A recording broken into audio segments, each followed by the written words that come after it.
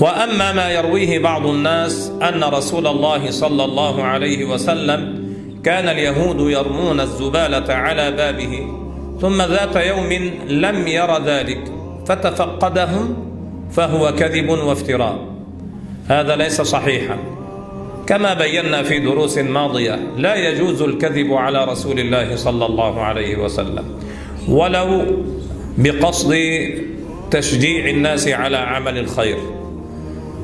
لا ينبغي أن نكذب على رسول الله. النبي عليه الصلاة والسلام يقول: إن كذبا علي ليس ككذب على أحد، فمن كذب علي متعمدا فليتبوأ مقعده من النار.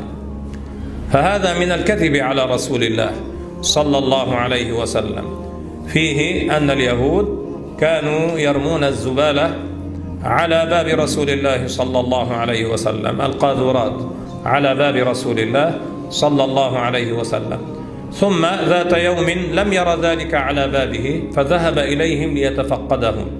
هذا الكلام كذب ليس صحيحا، وهذا افتراء ليس له أصل في كتب السنة المطهرة.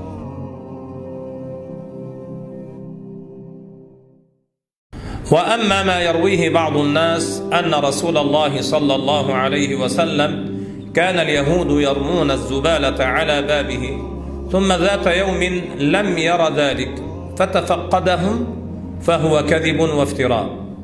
هذا ليس صحيحا. كما بينا في دروس ماضية لا يجوز الكذب على رسول الله صلى الله عليه وسلم ولو بقصد تشجيع الناس على عمل الخير.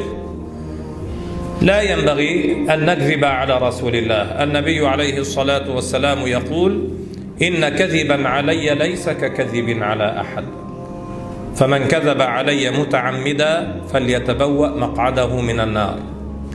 فهذا من الكذب على رسول الله صلى الله عليه وسلم، فيه أن اليهود كانوا يرمون الزبالة على باب رسول الله صلى الله عليه وسلم، القاذورات على باب رسول الله صلى الله عليه وسلم، ثم ذات يوم لم ير ذلك على بابه فذهب إليهم ليتفقدهم. هذا الكلام كذب ليس صحيحا، وهذا افتراء ليس له أصل في كتب السنة المطهرة.